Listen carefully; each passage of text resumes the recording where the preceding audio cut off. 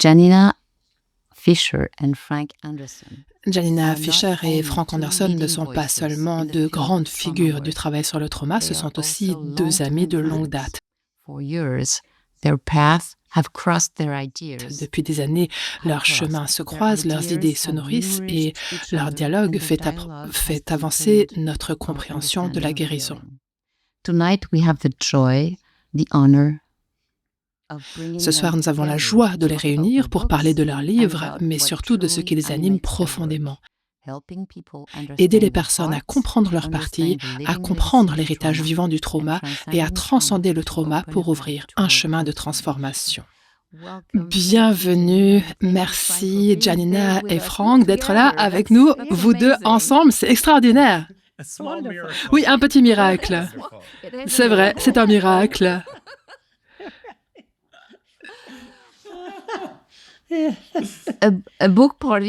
Un vernissage de livres, c'est vraiment pour nous l'occasion de célébrer la joie de pouvoir publier ces nouveaux livres que nous rendons disponibles en français.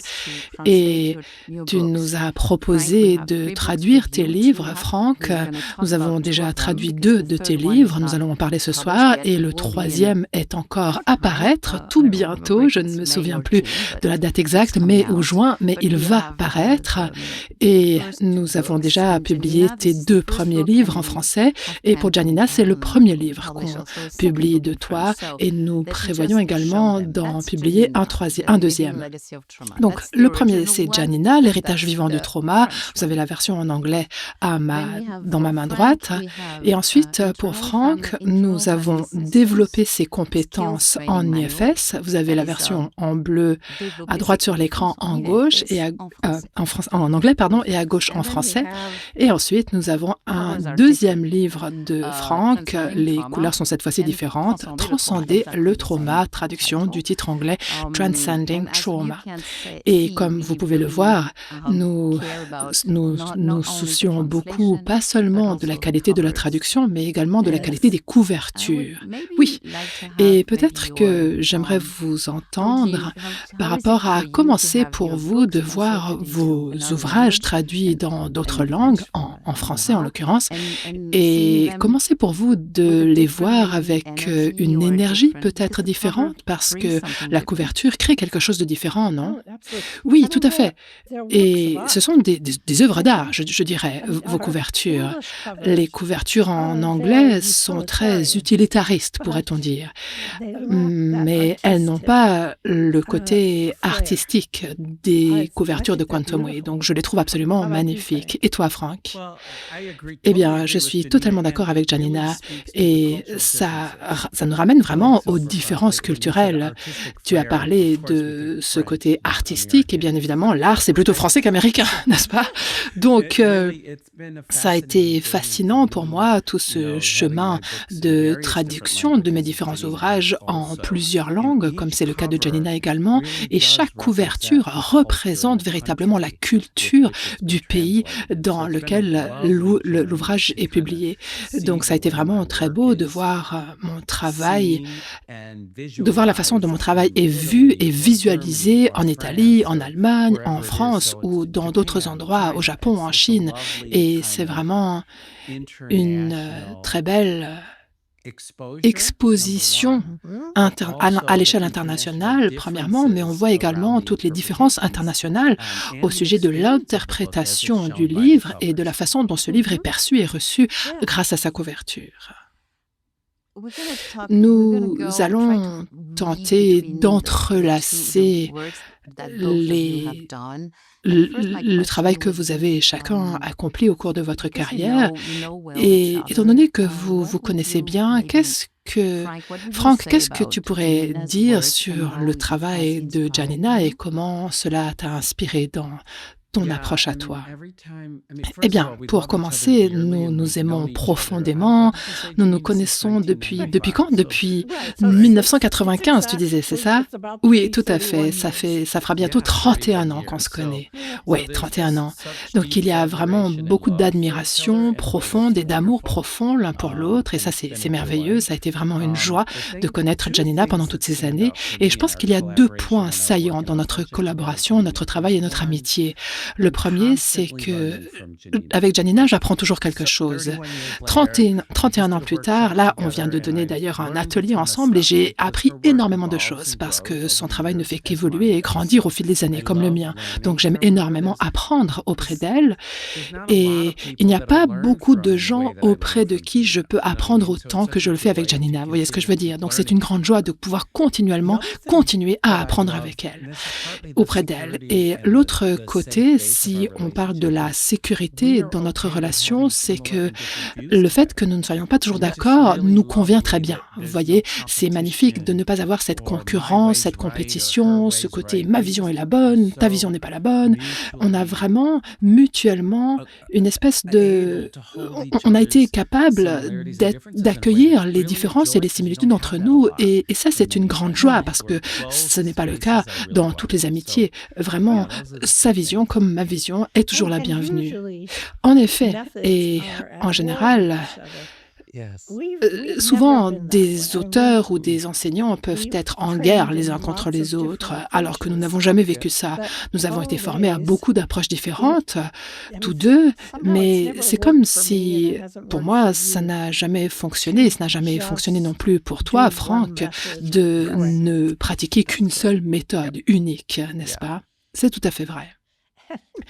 Voilà, et moi je te considère toujours comme étant trop rebelle pour rester cantonnée à une seule méthode. Tu sais, pour la pratiquer exactement comme elle a été formulée.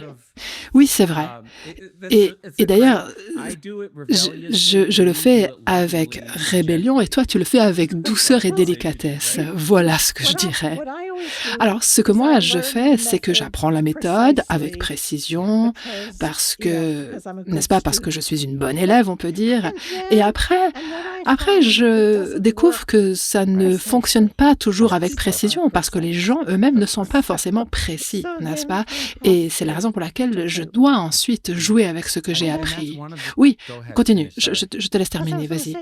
Oui, ce que je voulais dire, c'est que nous avons commencé en tant que collègues et amis, collègues qui sont devenus amis, et ensuite nous sommes devenus des amis avec une amitié profonde interpersonnelle. Et j'ai l'impression que c'est comme si nous développons notre approche du traumatisme ensemble depuis des éternités maintenant. Parce qu'à l'époque, en 1995, personne ne connaissait rien. Ou alors ce qu'on croyait savoir, c'était vraiment une toute petite proportion de ce que nous savons désormais. Et oui, en effet, et l'autre chose que j'ajouterais à cela, c'est que l'un comme l'autre, nous intégrons, nous aimons intégrer de façon très organique et naturelle. Par exemple, Janina a dit qu'elle était capable d'apprendre avec précision un modèle et ensuite on réalise que les modèles ne fonctionnent pas toujours forcément pour tout le monde, qu'il n'y en a pas un qui fonctionne pour tout le monde. Et ce que j'aime beaucoup, c'est qu'il y a beaucoup de gens qui fabriquent des modèles et ça, je leur en suis reconnaissant et ils contribuent de façon très précieuse à la discipline de la traumatologie, mais c'est comme si Janina et moi, nous n'avons jamais donné la priorité à un modèle plutôt que traiter la personne au détriment du bien-être de la personne. Parce qu'il y a des gens qui s'en tiennent tellement, qui sont tellement proches de leur modèle qu'ensuite ils peuvent passer à côté de certaines choses chez leurs patients parce qu'ils voient les choses de façon trop étriquée, même si tous ces modèles sont d'énormes contributions à la discipline. Oui, et un autre point commun, c'est que nous avons une compréhension intuitive des parties, Franck et moi. Et ça, ce n'est pas le cas de tout le monde. C'est comme si nous avions un sonar, n'est-ce pas? J'arrive à entendre une partie dans ce que le patient me dit parfois. Et parfois, j'ai l'impression d'être la seule personne dans la pièce à entendre cette partie, par exemple, qui appelle à l'aide en criant. Et je trouve que c'est parfaitement clair ce que nous communique cette partie, ce qui n'est pas le cas forcément de toutes les autres personnes présentes. Donc je crois qu'il est important d'avoir cette intuition par rapport aux parties et à leur message. Et j'espère que c'est cela que nous transmettons également au monde des thérapeutes et à nos patients. Oui, pour compléter cela, Florence, je sais que tu n'as même pas besoin de poser de questions, on dirait. Tu m'as appelée Françoise, mais je m'appelle Florence. Oui, en effet, Florence. Oui, et c'est marrant parce qu'il y a beaucoup de gens qui m'appellent Françoise. Excuse-moi, pardon, désolée. Je pense que j'essaye de prononcer ton prénom à la française et du coup, après, je prononce un autre prénom. Voilà. Tu peux m'appeler Florence, Florence, Florence ou même Flo, si c'est plus facile pour toi. D'accord, oui, Florence, pardonne-moi d'avoir fait cette erreur. Oui, je crois qu'il faut que j'essaye d'éviter de vouloir faire en sorte de prononcer ton prénom à la française parce que ça me fait me tromper. Alors, Florence, tu nous disais que... Enfin, on dirait que c'est comme si on peut continuer sans même que tu nous interrompes, mais j'aimerais quand même souligner quelque chose ici parce que je pense qu'il y a quelque chose que Janina avait vraiment raison de souligner. Nous travaillons avec les partis depuis le tout début de ce travail et notre mentalité est axée sur les partis depuis 95 et même depuis avant cette date-là. Et ça, c'est vraiment une des choses que donc Janina et moi avons toujours envisagé les choses sous cet angle. Nous avons toujours vu les choses de ce point de vue. Et ça nous a permis, l'un comme l'autre, de travailler avec des personnes qui avaient un TDI, un trouble dissociatif de l'identité ou des cas très extrêmes. Et nous avons cette réputation parce que nous avons cette façon-là de voir les choses. C'est comme si les gens se disaient, il faut envoyer nos patients les plus difficiles à Franck ou à Janina parce que eux arrivent à appréhender la complexité des parties d'une façon peut-être différente d'autres personnes qui ne perçoivent pas peut-être cela de façon aussi intuitive que nous. Quand vous parlez de parties, il y a bien évidemment un des modèles les plus connus, mais ce n'est pas le seul, c'est le modèle de l'IFS. Et justement, ton livre est intitulé « Développer ses compétences en IFS ». Il nous apprend à mieux comprendre ces parties en sachant que, premièrement, tout le monde a des parties, donc il y a le modèle de l'IFS. Et toi, Janina, tu es formée en IFS comme Franck. Franck est non seulement formé en IFS, mais a également été formateur en IFS. Et maintenant, tu es en train de développer ton travail en allant au-delà des limites de l'IFS. Et toi, Janina, tu as créé un autre modèle, le TIST, traitement de stabilisation trauma informé, si c'est bien cela que veut dire l'acronyme. Oui, c'est bien ça.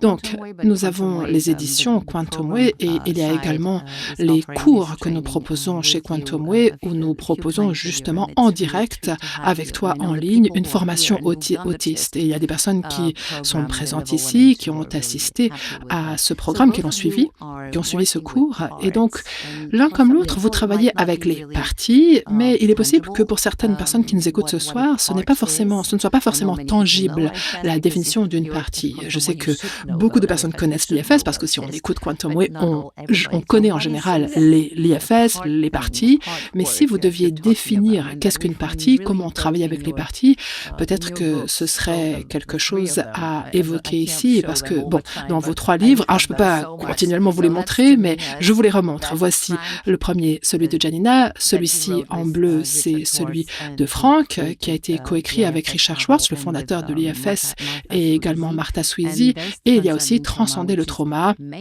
qui est principalement... Alors, il parle beaucoup d'IFS, mais pas seulement, et c'est quelque chose qui me plaît beaucoup dans cet ouvrage également. Donc, pourquoi est-il aussi important de comprendre que nous sommes multiples, que nous avons différentes parties, en particulier quand nous avons vécu des traumatismes? Tu veux commencer, Janina? Avec plaisir.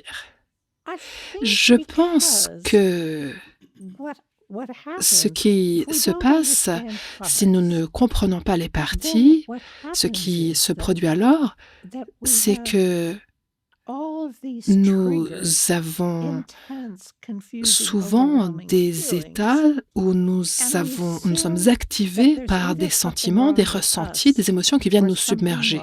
Et là, nous supposons qu'il y a quelque chose qui cloche chez nous ou qu'il y a quelque chose qui cloche chez les personnes qui nous entourent dans notre vie. Et ensuite, il peut y avoir une spirale descendante qui nous fait aller de plus en plus mal parce que plus on se sent fautif, plus on se sent honteux, plus on se sent désespéré et plus on se dit que c'est soit la faute des autres, plus on se dit que c'est la faute des autres et ensuite plus nos relations avec les autres se détériorent. Et fondamentalement, cette façon-là de voir les choses est très pathologisante. C'est une vision de soi qui où on s'auto-pathologise et le système médical renforce cela en ajoutant des diagnostics aux différents symptômes qu'on peut rencontrer et en général, ce n'est pas quelque chose qui va nous aider quand on va chercher de l'aide auprès d'un thérapeute. Par exemple, si je vais chercher de l'accompagnement thérapeutique pour de la honte, parce que je me sens honteux, ça va pas forcément m'aider à ressentir moins de honte, parce que certains thérapeutes me diront de leur raconter les histoires où j'ai ressenti de la honte dans ma vie et de les répéter encore et encore. Et ça a pour effet, chez la plupart des gens, d'aggraver leur état, n'est-ce pas? Certaines personnes proposeront plutôt de la thérapie de couple, mais si on est bloqué dans un état où on ressent énormément de honte, ce ne sera pas très bénéfique pour la personne de commencer à parler des effets sur nos relations de cet état de honte. Et quand on invite les gens à observer la honte comme étant une partie en nous, ça élimine le côté pathologisant. Ça simplifie les choses. Je veux dire, en réalité, 90%, à mon avis, enfin, je ne sais pas si Franck sera d'accord avec cette statistique, mais 90% de ce que les gens ont besoin de faire, c'est simplement observer que ces ressentis douloureux sont le fait d'une partie. Parce que dès qu'on fait ça, on va se mettre en lien avec ce qui nous arrive différemment. On va juste interrompre une seconde pendant... Il faut juste, on va rappeler à tout le monde qu'il y a une traduction en direct en français de cette conférence. Il vous suffit pour cela de cliquer sur la map monde ou sur plus.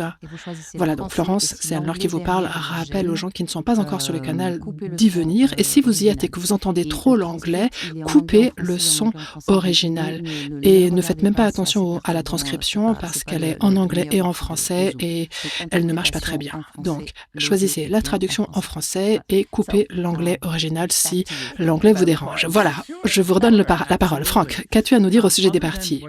Alors, en plus de ce que Janina a très bien exprimé, qui convient tout à fait, qui correspond toujours tout à fait à ma vision, qui est de dépathologiser la façon dont les gens considèrent leurs expériences. Il y a également un autre aspect ici, une autre dimension. Quand on considère les choses en partant du point de vue que nous sommes faits de différentes parties, nous pouvons nous différencier de ce qui nous est arrivé, différencier notre identité des événements qui nous sont arrivés. Parce que je peux avoir une partie qui porte une certaine expérience, mais cela ne correspond pas forcément à qui je suis. C'est juste quelque chose que je porte ou la façon dont je réagis à ce qui m'est arrivé. Donc pour moi, l'approche considérant les parties nous permet vraiment de différencier les choses. Parce que, vous savez, il y a, par exemple, Ruth Lanius fait un travail très important au sujet de comment le traumatisme impacte notre moi, notre soi, comme si on devenait son traumatisme. Et quand on travaille avec les parties, on se dit « Ah oui, la partie de moi qui ne s'est pas sentie aimée, qui a eu l'impression de ne pas avoir de valeur, qu'elle n'était pas assez bien, c'est une partie de moi qui est porteuse de quelque chose parce qu'il m'est arrivé certaines choses. Et ce n'est pas qui je suis. » Et cela s'applique également à tout ce que j'appelle les stratégies de survie, les parties qui boivent trop, qui travaillent trop, qui font différentes choses, tout leur possible pour éviter de souffrir. Ces parties sont le résultat de ce qui m'est arrivé, mais ces parties ne sont pas qui je suis. Donc pour moi, cette distinction, cette différenciation aide vraiment les gens à réaliser qu'ils ne sont pas leur traumatisme. Et pour cette raison, nous pouvons aider les patients par rapport à ce qu'ils portent et qui est la conséquence des événements qui leur sont arrivés. Et les films vice-versa ont été merveilleux. Vous vous souvenez peut-être des films vice-versa, il y en a eu 2 déjà, qui décrivent très très bien, qui normalisent le fait que nous avons tous différents aspects dans notre personnalité. Et c'est très très compréhensible tel que c'est présenté dans ce film, qui peut d'ailleurs même être vu par des enfants dans le monde entier.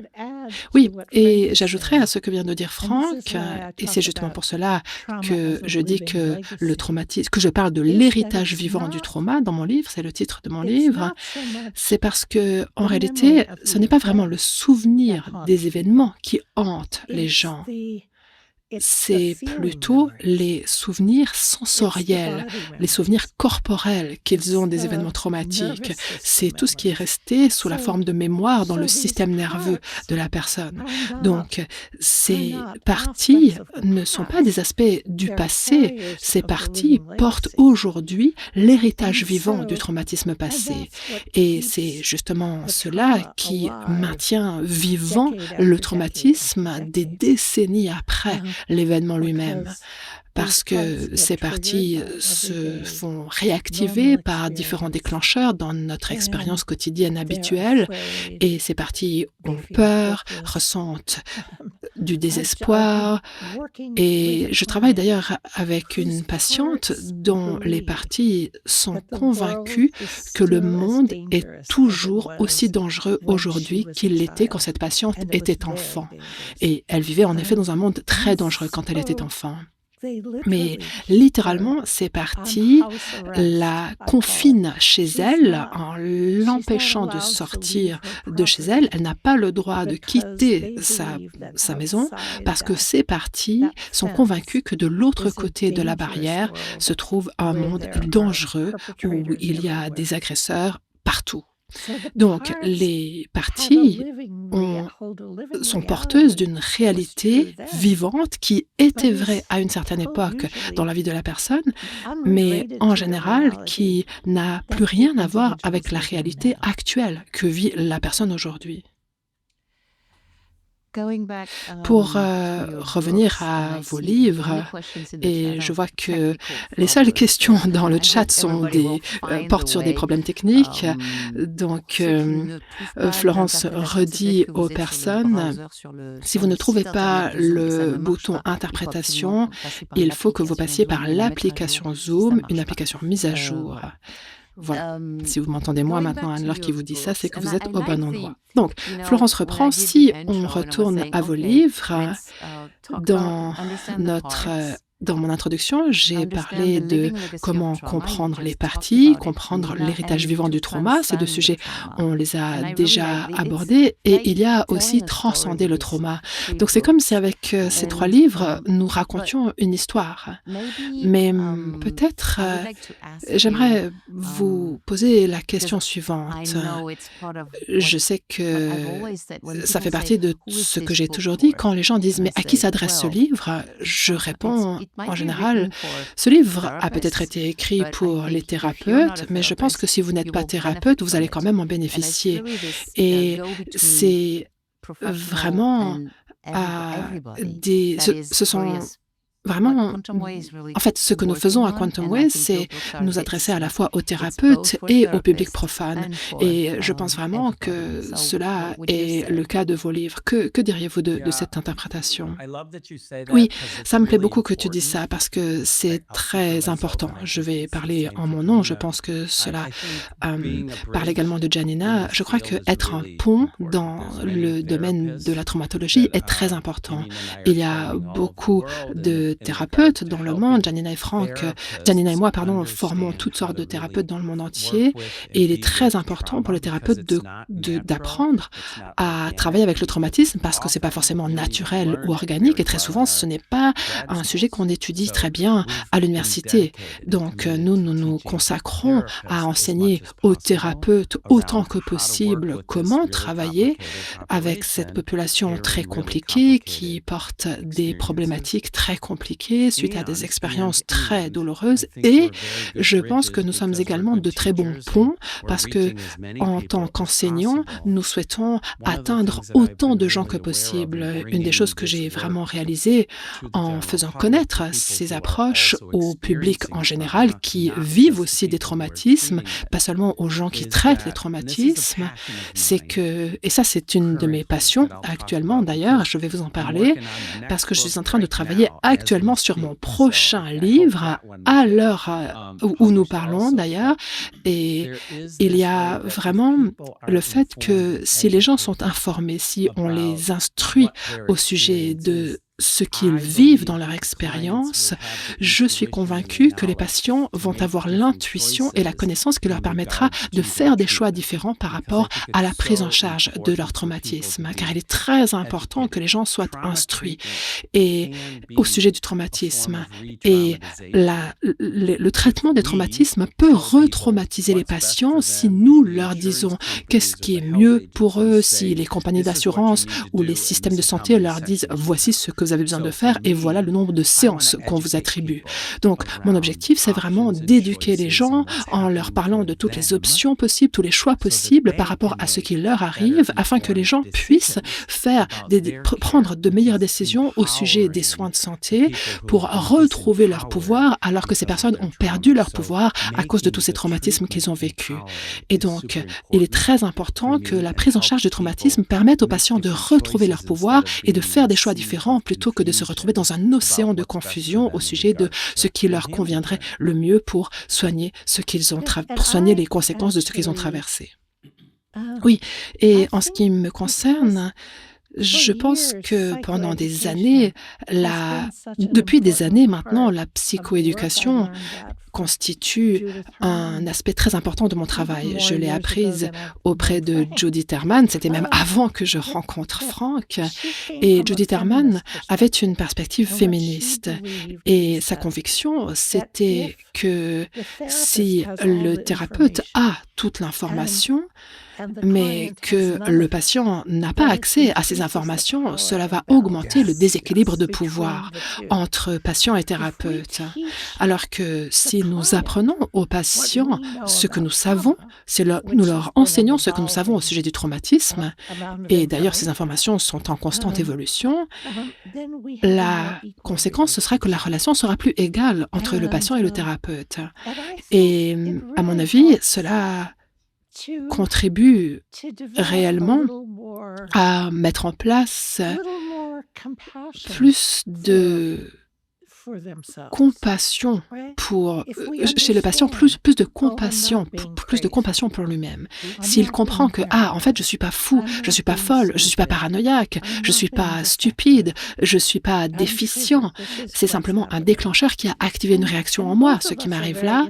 Et Franck comme moi, nous nous intéressons beaucoup à la neurobiologie du traumatisme et nous considérons les parties comme n'étant pas uniquement une métaphore, mais le reflet d'un aspect neurobiologique du traumatisme. Et je pense que plus il y aura de gens qui comprennent que c'est leur biologie qui tente de les maintenir en vie, que c'est leur biologie qui alimente la plupart des symptômes, alors plus cela va alléger le fardeau que portent les gens. Et par exemple, le livre que j'ai écrit, L'héritage vivant du trauma, je l'ai écrit pour les patients et ensuite j'ai ajouté pour les thérapeutes aussi parce que je me suis dit, oh là là, et si à un moment donné le patient en sait plus que le thérapeute, ce serait... Mais après je me suis dit, non, peut-être que ça peut être vraiment une ressource partagée, un espace partagé où on peut faire un travail commun entre thérapeutes et patients. Et également, il y a beaucoup de gens dans ce monde qui n'ont aucun accès à un quelconque thérapeute. Oui, nous dit Franck. N'est-ce pas? Parce que ces personnes n'ont pas forcément l'argent ou habitent à un endroit où il n'y a pas de thérapeute, où il n'y a peut-être pas de sécurité sociale qui leur permette d'avoir accès à de la thérapie à un prix accessible, où on leur donne un certain nombre de séances par année, mais pas plus. Et donc, mon objectif, c'était vraiment de proposer un livre que les gens puissent utiliser pour se guérir, pour se soigner eux-mêmes et également pour pouvoir un livre qui peut accompagner la prise en charge qu'on peut obtenir auprès d'un thérapeute. Oui, ça c'est vraiment quelque chose d'essentiel et beaucoup de thérapeutes ne réalisent pas cela dans la mesure où Janina et moi le réalisons. Il y a vraiment cette culture dans la thérapie qui nous fait croire que nous sommes les meilleurs, nous sommes les experts, nous savons ce qui est le mieux pour vos patients et on dit aux patients ce sera dangereux de faire quoi que ce soit hors de la thérapie. Et dans ce sens-là, là, Janina, je suis un combattant, n'est-ce pas? Je ne suis pas du tout d'accord avec cette vision parce que c'est exactement comme l'a décrit Janina. Ma mission, c'est vraiment d'apporter la guérison des traumatismes au monde. Et le monde, c'est pas un endroit tout petit, n'est-ce pas? C'est un endroit énorme où il n'y a bien évidemment pas suffisamment de thérapeutes pour traiter tous les traumatismes qu'il y a dans le monde. C'est juste une réalité, c'est un fait. Et donc la question devient comment, en tant que personnes qui veulent vraiment amener autant de guérison que possible au monde, comment pouvons-nous offrir au monde certaines choses qui s'adressent aux personnes qui n'ont pas les moyens, qui n'ont pas les ressources, ou peut-être qui ont vécu des expériences défavorables auprès de thérapeutes et qui ne veulent plus aller voir des thérapeutes. Comment pouvons-nous leur donner accès à ces informations d'une façon qui leur permette de faire le travail nécessaire? Janina et je suis allée déjà 2 fois en Chine à ce stade avec un organisme qui est axé principalement sur le soutien entre pairs, PIRS, n'est-ce pas? Ils ont peut-être 3, ils ont des milliers de personnes actuellement qui sont membres de groupes de soutien entre pairs et ils font du travail thérapeutique extraordinaire hors du champ de la psychothérapie. Donc ce genre de livres, ce genre d'informations partagées vont contribuer à soutenir les enfants qui ne veulent pas ou ne peuvent pas ou n'ont pas accès également à ce travail qui de toute façon a besoin d'être fait. J'aimerais peut-être lire l'introduction. Donc, nous parlons aujourd'hui de 3 livres, mais j'aime bien ce qui est écrit dans le livre de Janina, parce que justement, tu nous parles des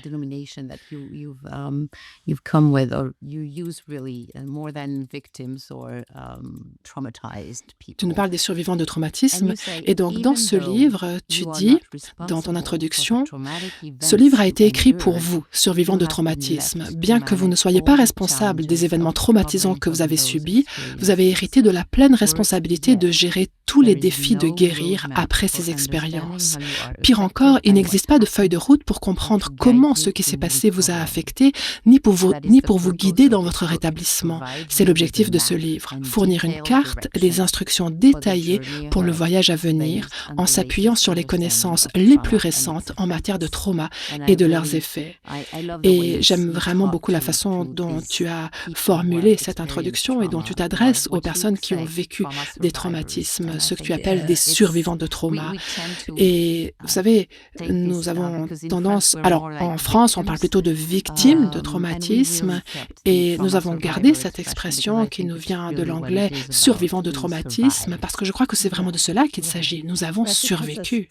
C'est vrai, car comme le disait Frank, l'idée, c'est que la personne ne doit pas adopter l'identité de victime et désormais considérer qu'elle est victime, car nous ne sommes pas que ce que nous avons vécu.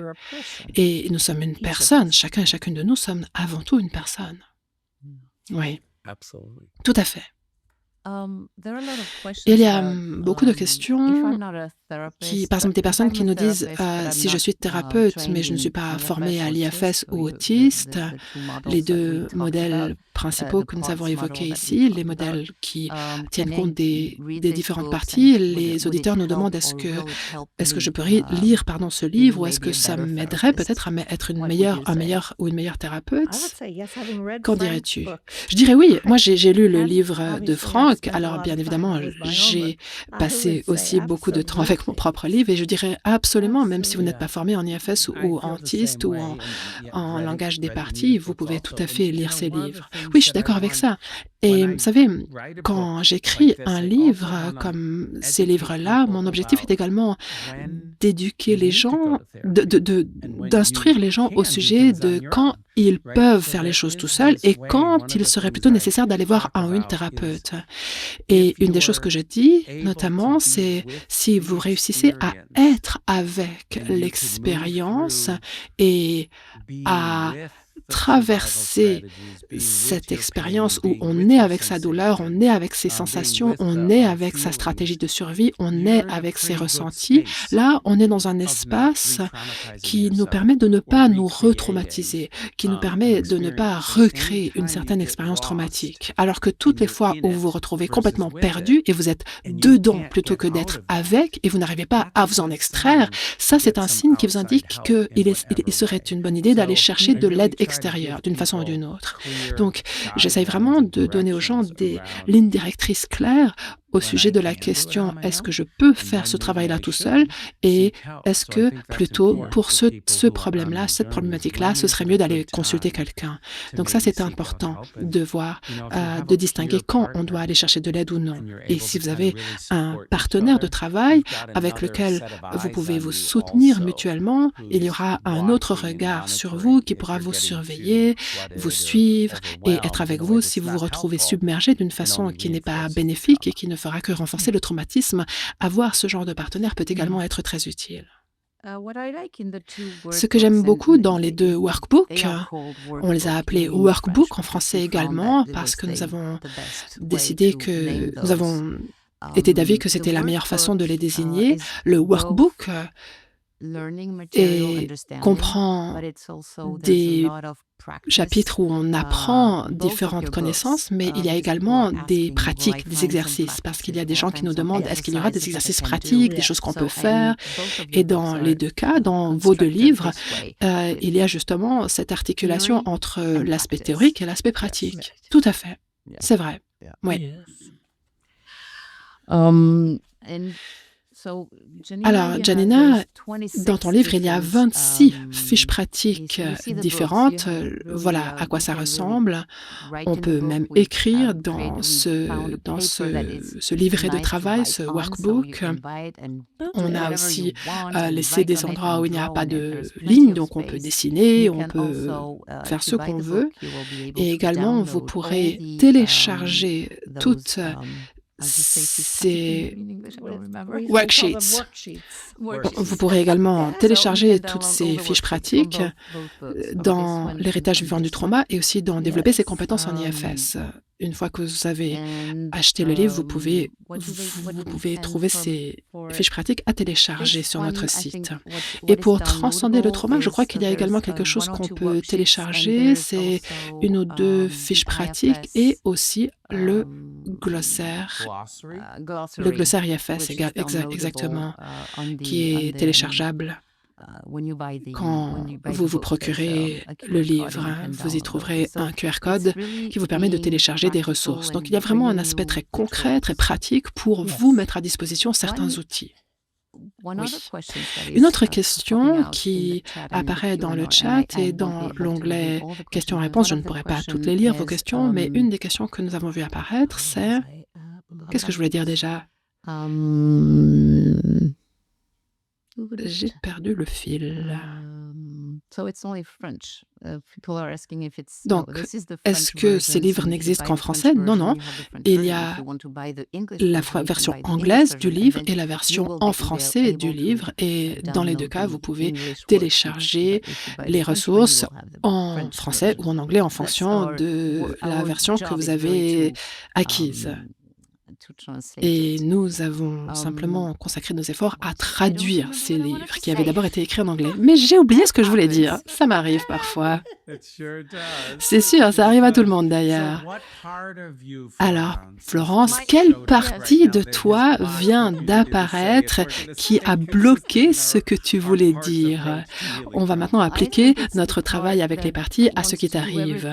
Je crois que c'est la partie qui veut tout faire et qui voit le temps filer parce que c'est tellement intéressant de vous avoir les 2 en même temps et j'ai envie de tout pouvoir faire et de tout pouvoir donner et de pouvoir donner le maximum à vous 2 et à notre audience. Et voilà, bref, ça me submerge. C'est ce qui se passe. Ah oui, maintenant j'ai retrouvé ce que je voulais dire.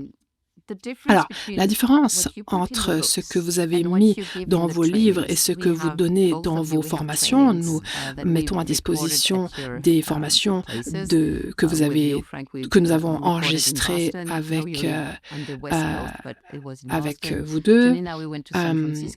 Janina, c'était à San Francisco qu'on a enregistré ce cours chez toi. Il n'est pas encore sorti, mais il va sortir bientôt. Il y a aussi le cours TIST qui, lui, se fait en direct. Mais quelle est la différence entre, par exemple, transcender le trauma, le cours, et transcender le trauma, le livre? Et la question, c'est comment on peut naviguer de l'un à l'autre et est-ce qu'on y trouve le même contenu? Tu veux commencer, Janina? Non, vas-y. Alors, pour moi, je pense qu'une approche qui inclut l'un et l'autre est vraiment importante et utile à mes yeux. En tant qu'enseignant, quand on est avec les étudiants, parfois on a des assistants qui nous accompagnent quand on donne des formations et chaque fois qu'on rencontre de nouvelles informations, de nouveaux contenus, c'est comme la première couche, l'introduction au contenu. Et souvent, ça ne suffit pas pour apprendre quelque chose ou incarner quelque chose ou vraiment sentir l'expérience et pouvoir la traverser. Donc, pour moi, le fait de se procurer un cours implique que chaque fois qu'on visionne ce cours, la première, deuxième ou troisième fois, on intègre quelque chose de nouveau. Et c'est la même chose pour un livre. Si on s'est procuré le cours et en plus on ajoute la lecture du livre, on va intégrer les choses différemment en fonction du moyen par lequel on a accédé à la formation, au contenu. Et même si on suit le cours qui porte sur le livre, on l'assimile différemment et différents aspects, différentes interventions seront plus saillants ou nous apparaîtront différemment chaque fois qu'on les découvre. Et voilà, je dirais qu'il n'y en a pas un qui est suffisant et que c'est quelque chose qui se reproduit encore. L'assimilation se fait toujours différemment.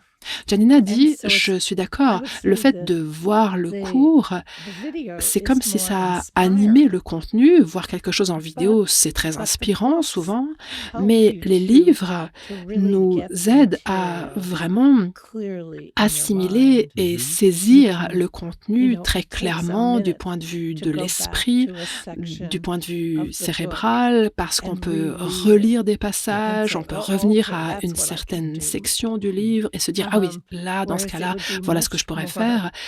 Alors que c'est beaucoup plus compliqué de retrouver dans une vidéo le moment où cette chose-là a été dite, par exemple. Donc pour moi, j'ai l'impression qu'il y a un renforcement mutuel de ces deux moyens d'apprentissage. Tout à fait, je les trouve très complémentaires. Et vous savez, moi, je suis à la fois orateur et écrivain, et notre cerveau ne fonctionne pas avec la vitesse de traitement quand on visionne une vidéo ou qu'on lit un livre. Et c'est comme si on prend l'information à un rythme différent et elle va être intégrée à travers des parties différentes de notre système nerveux également.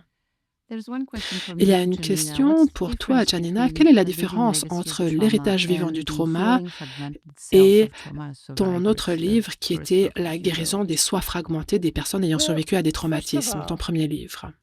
Alors, pour commencer, l'héritage vivant du trauma est un workbook, un livret de travail, un manuel pratique, entre guillemets. Donc, il y a un aspect beaucoup plus pratique et concret, vraiment applicable dans sa pratique. Et mon livre Guérir les soi fragmentés, c'est un livre qu'un éditeur m'a demandé d'écrire à l'intention des thérapeutes. Je me suis également efforcée de faire en sorte que ce livre soit également accessible aux personnes ayant survécu à des traumatismes, mais ça reste quand même un livre bien plus technique. Alors que dans l'héritage vivant du trauma, je tente de prendre les aspects plus neurobiologiques ou plus techniques, plus théoriques. J'essaie de les rendre plus accessibles, plus compréhensibles. Ils restent bien évidemment tout à fait exacts, mais ils sont présentés d'une façon plus accessible. Donc, je dirais que dans n'importe quel livre, dans tous nos livres, nous nous répétons forcément. C'est inévitable. Et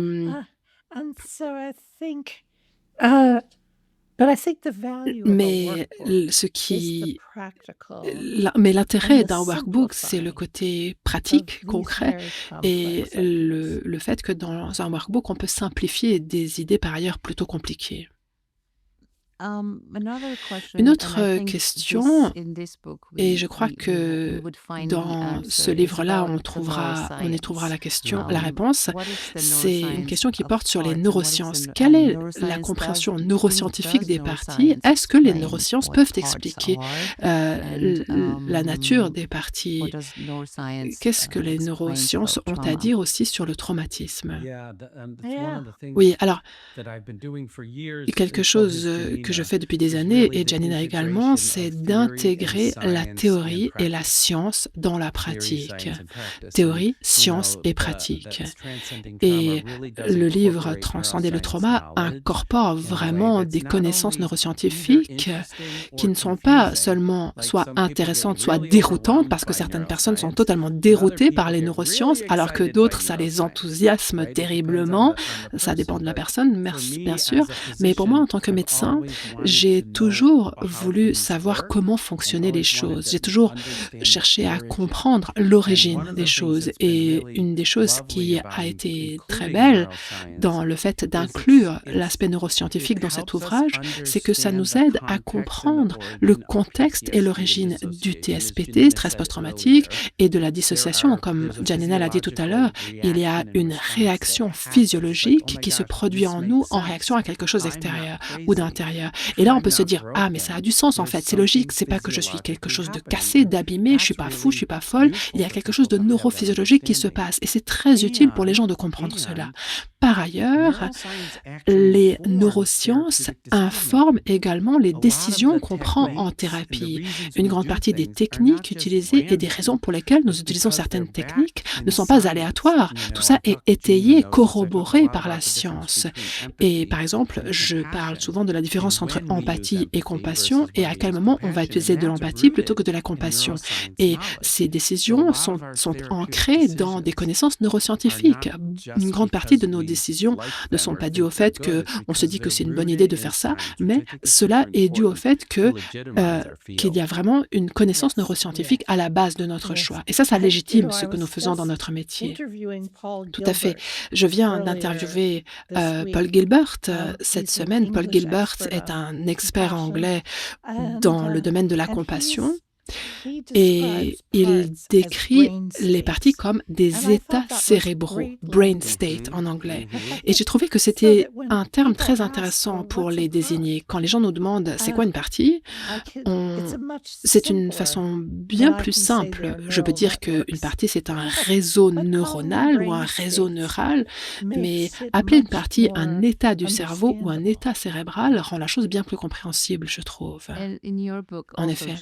Et dans ton livre également, Janina, je ne sais pas si c'est visible à l'écran, mais il y a également des explications aussi au sujet de ce qui se produit dans le cerveau et ainsi de suite. Donc, à mes yeux, le travail que vous faites, l'un comme l'autre, intègre réellement ce que nous savons, ce que nous vivons dans notre expérience et aussi ce qui nous permet d'avancer. Et il y a une question que j'ai trouvée intéressante, et je sais que nous ne cessons de parler de traumatisme tout le temps, c'est devenu notre domaine de spécialisation, nous publions beaucoup de livres au sujet du traumatisme, mais comment définiriez-vous le traumatisme pour les personnes qui veulent une explication peut-être simple? Eh bien, je sais quelle est ma définition du traumatisme. On va voir si on est d'accord, Franck.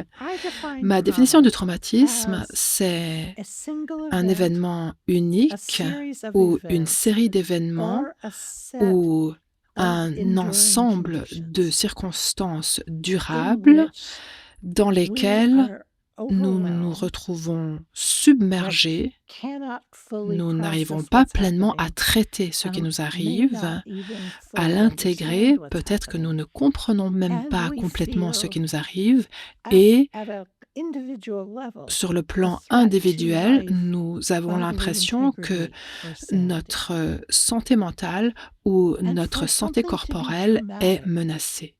Et pour qu'une chose soit traumatisante, soit considérée, pardon, comme traumatique, il doit y avoir cet élément de menace mortelle, menace à la vie, à l'intégrité corporelle ou à notre santé mentale. Il y a très souvent actuellement, tout le monde utilise le mot traumatisme à toutes les sauces. Par exemple, j'ai vécu une journée traumatisante au travail et je demande: «Est-ce qu'on vous a agressé? Est-ce que vous avez subi une agression physique? Y a-t-il eu un meurtre sur votre lieu de travail?» Qu'est-ce qui était si traumatisant? Parce que il ne faut pas confondre des expériences qui nous causent une certaine détresse ou un certain stress et les expériences qu'on appelle réellement traumatiques. Oui, je suis tellement d'accord avec ce que tu viens de dire, Janina. Je dirais comment moi je vois les choses. En tout cas, souvent je plaisante à ce sujet en disant: «Si on est un baby boomer, on dira: "Moi, j'ai pas vécu de traumatisme, je suis pas traumatisé, ça me concerne pas, mais qu'est-ce que vous voulez dire?"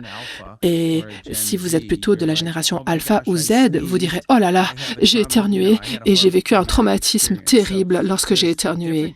Donc, en fonction des générations, on définit le traumatisme très différemment. Et si on est honnête, les personnes qui sont de la génération Z ont grandi avec un traumatisme étant donné qu'ils ont traversé la pandémie. Et donc, chacun vit le traumatisme un peu différemment. Mais c'est important de souligner ce que dit Janina afin de ne pas se servir de façon abusive ou insuffisante du mot traumatisme. Pour moi, il y a aussi le côté peur, se sentir apeuré, impuissant ou avoir quelque chose, être face à quelque chose d'horrible. Et une autre chose importante, c'est la fréquence, l'intensité et la duration de la chose. Parce que certaines personnes vivent un seul événement qui est extrêmement négatif et traumatisant, ou alors toute une série de petits événements qui deviennent, de façon cumulative, un gros événement important. Donc fréquence, intensité et duration. L'autre aspect, c'est que vous est-il arrivé? Comment l'avez-vous perçu? Et ensuite, comment avez-vous répondu ou réagi?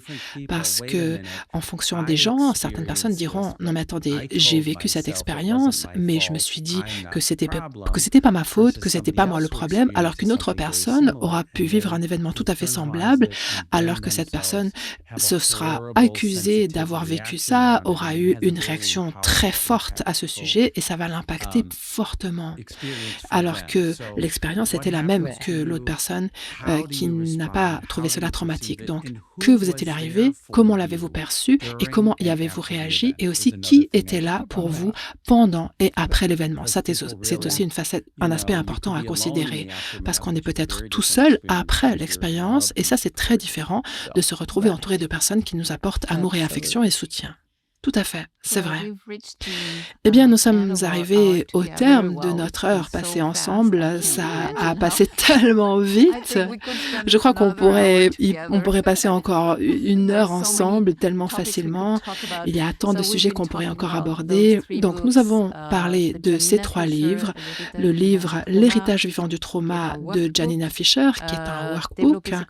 Nous avons parlé de «Développer ses compétences en IFS», un workbook écrit par Frank Anderson, Dick Schwartz et Martha Sweezy, et «Transcender le trauma», un livre de Frank Anderson. Bien évidemment, je vous recommande vivement de vous procurer ces ouvrages si le sujet vous intéresse. Et il y aura, je suis désolée, il y aura un extrait de... Si vous allez sur notre site internet, vous pourrez avoir accès à un extrait de ces livres pour pouvoir en avoir un aperçu. Je vous les recommande chaleureusement. Et le dernier livre que nous allons également traduire, «To Be Loved», qui est un autre livre de Frank Anderson. Il a été traduit, le titre en français, par «Aimer et être aimé».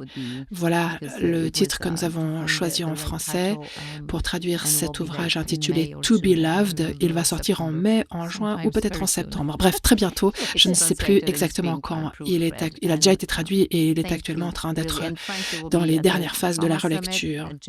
Alors, merci Janina, merci Franck. Pour Janina, nous proposerons bientôt un cours en ligne avec toi dans ton approche qui s'appelle TIST.